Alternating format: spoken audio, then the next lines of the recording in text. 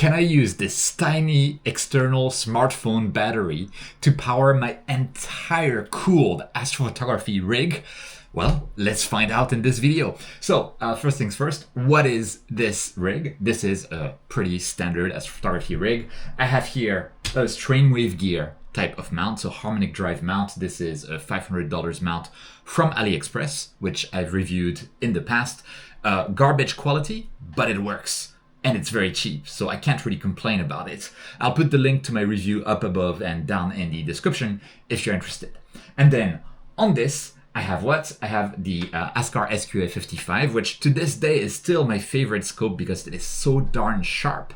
I have a review on that, so I'll put the link above and down in the description as well. And I'm using a camera from Toptech, the ATR 585C, which is a color IMX585 sensor camera that has cooling capability, so active cooling via thermoelectric cooling, so we can go all the way to 40 degrees below ambient temperature in Celsius. And I have guide camera, guide scope, also from Toptech, invisible to the naked eye. On the other side of things, there's actually a ZW-AEF, and all of this is controlled from the Toptech Stella Vita that I have here, control center that is analogous to the ZW-ASI Air, but it supports a much wider range of equipment across many brands. So yeah, this is the setup we have. I mean, this is a full-fledged astrophotography rig. This mount, the TSIG 14, is still a pretty capable harmonic drive mount. If I put it on a decent tripod, I should be able to run a small Newtonian on that without too many issues, right? So this is really the real deal. And what do we have that I want to power this whole thing with? I have a smartphone battery. This is a 10,000 milliamp hour battery. It is from the brand Elecom. It's very popular in Japan. I have no idea if it's popular outside of Japan. And a key feature of this tiny power adapter, power bank really for smartphones, is that it has USB-C. And this USB-C plug has power delivery that is implemented. Because yes, recently I did a video of this tiny little camera, the Toptech AE676C camera. So it's a color camera, cooled, but it doesn't need 12 volt input to be cooled. And I was wondering like, hey, maybe I could use a mount that can work on 5 volts, so I could use mobile batteries. And thanks to you guys in the comments, you tell me, Quiv, you're dumb. You forgot about USB-C power delivery, because USB-C power delivery can deliver optionally, so that's something that we need to keep in mind, 12 volt to your equipment. And for that, there are trigger cables with the right chip inside of them that can tell the USB in your power bank that it wants 12 volt DC, 3 amps as well. And then it outputs those 12 volts with a standard DC plug. So I can just plug it into the Stella Vita, and then the Stella Vita can power everything else. And does it work? The short answer is I've already done all of the tests. Yes, it does. So I have this tiny battery, and one thing that is very important, and I alluded to it a moment ago, power delivery, the power delivery protocol for USB-C. In the USB-C standard, it is not mandatory to have this 12 volt power delivery. So a lot of power banks, they will implement 6 volts, 9 volts, 15 volts, maybe 19 volts, that kind of stuff, but not 12 volts. So before buying a power bank, if you want to use it for your Astro equipment and you need 12 volts, you need to check whether it can deliver 12 volt power output.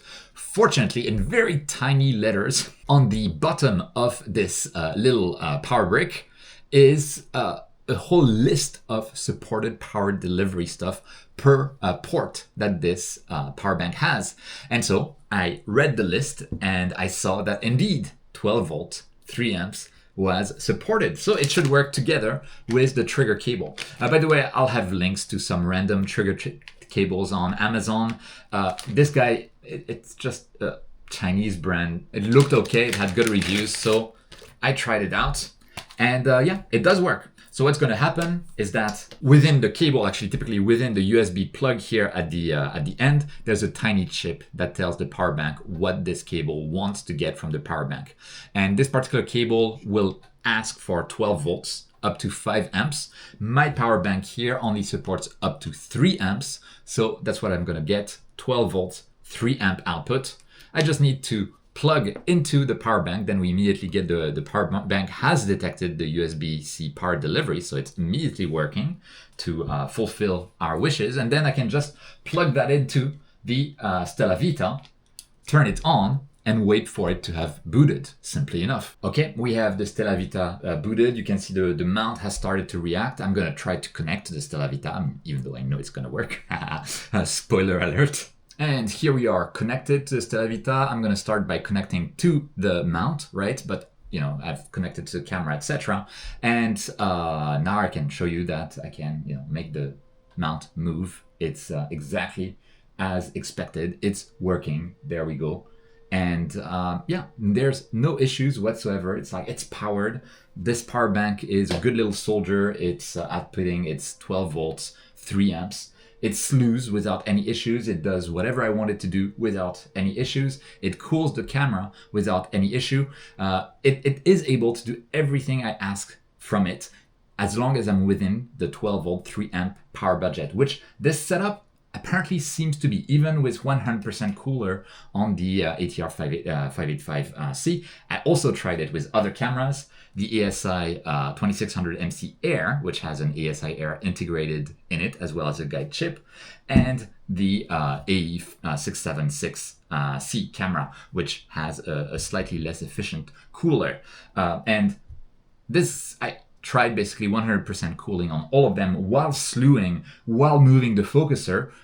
It worked. So it's I'm honestly pretty impressed that this tiny thing can power the whole thing. Let me get the mount back home. Here we go, getting home. And now my next question is, okay, cool. I can power this full rig, but for how long? How much useful imaging can I get out of this rig?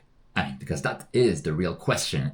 So let's try it out, and that's what I actually did. So what I did is first I actually tested with the ATR 585C camera here, and my rule was that I wanted to have all the cameras that I tested, so those 3 cameras there on the mount, have the same amount of cooling in terms of degrees below ambient, right? And so because this camera can only go 20 degrees below ambient, I went with 16 degrees Celsius below ambient in a temperature controlled room while having the whole thing basically working. The camera cooling, the mount tracking in a sidereal basis, the guide camera cycling through exposures, and the main camera taking 60-second exposures all through the session. And I measured the time that it took to go basically from 95% of the capacity all the way down to 0%, because actually it's very interesting. This power bank, apparently it seems to be fine until 20% or so is displayed, and then it really goes down super quickly to 1%. It tries its best at 1%, and at the moment it says 0%, I lose all power here. So I thought it was quite interesting. And you can see as we're talking, even though I'm not cooling the camera or anything, we're already at 98%. So it's probably a preview of, you know, what is or isn't possible in terms of imaging time with this little tiny power bank. Obviously, by the way, talking about power banks, on Amazon, you will see insane power banks like 60,000 milliamp hours, 40,000 milliamp hours. And in a tiny package and costing like $20. Don't buy those. They're all fake. They don't have that capacity. The reviews are incorrect. So like basically go with good reputable brands like Anker or EcoFlow and hope that they're not fakes, basically. So anyway, let me unplug all of that and show you a bit some of the results that we got. So let's talk first about this camera, the ATR 585C in this setup. So I started because I wanted to take it easy. I know it's not the best scenario. It's not a realistic picture, but I wanted something repeatable throughout all of the cameras. And so I started with this guy, and I told this guy to basically cool to 16 degrees below ambient. And I started from this position and with sidereal tracking. And what did we get with this nice little setup and the ATR 585C? We got from 95% down to 0% when the battery completely dies and everything stops. Well, we got 2 hours and 5 minutes.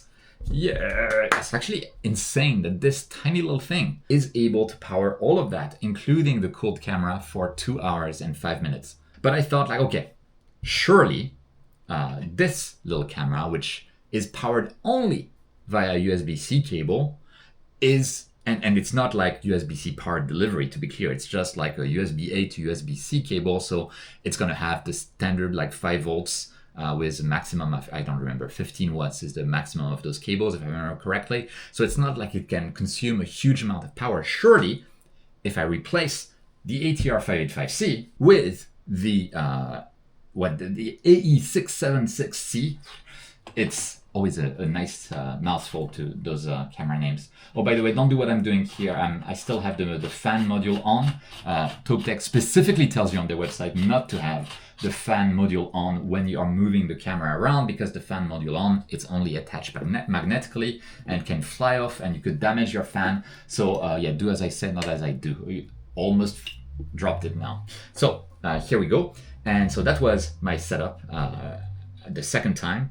And with this second setup, with the cooling still to 16 degrees Celsius below ambient, which means that this original camera, it worked at something like 30% cooler power. This guy was working at 80% cooler power. So I was wondering whether it would get that much better time, and roll the drum. The time was 2 hours and 7 minutes. From 100%, no, from 95% down to 0 when everything just stops at that time. And yeah, only 2 minutes more, which, you know, could just be measurement error. I'm so sorry, I did not try 3 times for each, because each time I had to charge back this battery to 100%. A lot of work. Talking about work, if you want to support my channel, leave a like on the video, it really helps me out. Leave a comment, have you tried this kind of stupid thing? Well, you probably have, because you've commented that I should try it, so I did. What were your results? Do you get better or worse results than I did? And one question will be, how much does the mount consume? That is a big question that I have, but we'll get back to it later in the video. Of course, if you want to support me even more and you're planning on buying anything from Amazon, for instance, a battery or a trigger cable like we have here, or from Agena, High Point Scientific, LTT Store, ToPTech, etc. If you do so after clicking one of the links that I have down in the description, it will help me out at no cost to you, so yeah, why not? And of course, if you want to become a VIP member of the channel, make all of this possible, you can join my Patreon, the link is down in the description, or you can join the channel as a member, it's the join button next to the subscribe button, and you guys, you know it, you make all of this possible. Thank you so much for your support. Okay, let's keep going with the measurements, because of course the last one was the 2600 MC Air. And what I did when I installed the 2600 MC Air, I was realistic. So I obviously remove my main camera, then installed the camera on, and then I removed the Stella Vita. I removed the guide scope and guide camera because we don't need them anymore. Of course, I connected it to the EF at the back, I connected to the mount, but I was expecting that maybe, even though the sensor is bigger, etc., this camera might actually be more efficient than the other ones, simply because it has everything in the same place.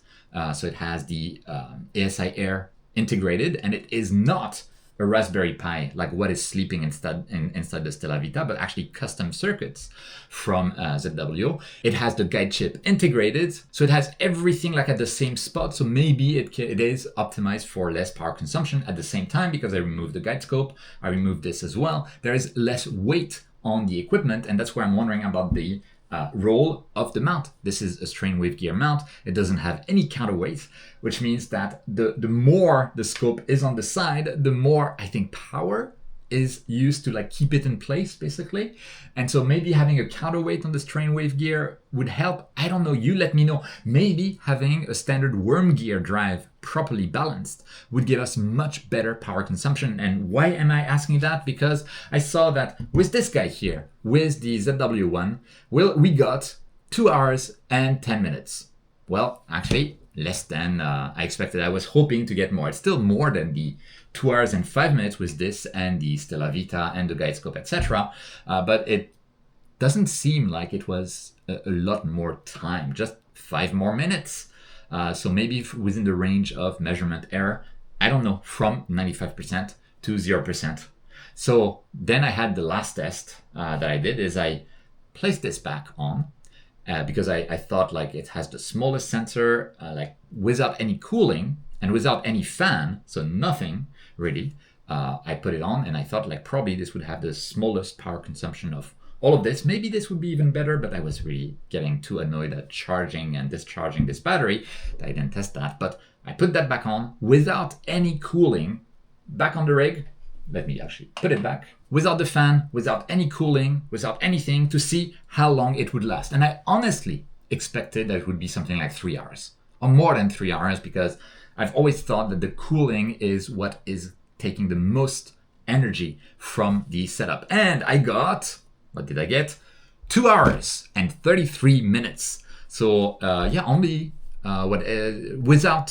with the cooling on to 16 degrees below ambient, I had 2 hours and 7 minutes, I believe. Now we're at 2 hours and 33 minutes. That's not a big difference at all. So yeah, I mean, still, 20 something minutes is pretty nice and nothing to, frown upon, but it's still not as much as I was expecting. So I thought that was really, really interesting, which really made me think, would a proper, let's say, worm gear mount perform with a proper counterweight, perform better in terms of power consumption? I don't know. Let me know what you think down in the comments. But overall, I'm still impressed that with a tiny battery like that, I can power this entire rig, including the cooling, like decent amount of cooling, not a huge amount, but decent amount of cooling for a full 2 hours. Pretty cool. It also made me gain a new amount of respect for smart telescopes, but then smart telescopes use worm gears, not strain wave gears. And so maybe that is the key, that if we want to have a setup that is power efficient, we should go from something like the Vixen APWL mount, but I don't think that's available outside of Japan. It also costs $1,000, or the Star Adventurer, what is it, like GTI? I don't remember the name of that small light equatorial mount that Star Adventurer, that Skywatcher put out. So yeah, let me know your thoughts. Have you tried something similar? I would love to know in the comments. And again, if you want to support me even more at no cost to you, and you're planning on buying anything from Amazon, Agena, Highpoint, LTD Store, TopeTech, SVBoni, etc. If you do so after clicking one of the links that I have down in the description, it will help me out at no cost to you. And again, thank you so much to my Patreon supporters, to my channel members for making all of this possible, all of those stupid tests, the equipment bought to do them, all of that stuff, it's thanks to you guys. So thank you so much for your generosity. With that, looking forward to your comments. I hope this was an interesting video. Don't forget, whenever you can, to look up at the stars, and I'll see you next time.